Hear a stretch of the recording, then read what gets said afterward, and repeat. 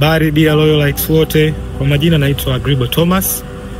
Mimi ni alumni wa Loyola High School na napenda kuwajulisha ya kwamba mwaka huu shule yetu ya Loyola inatimiza miaka 30 tangu kuanzishwa kwake.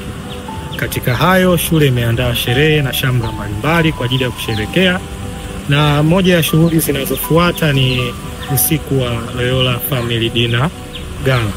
Ni usiku ambao umeandaliwa maalum kwa ajili ya chakula cha hisani kwenda kurudisha kwa jamii.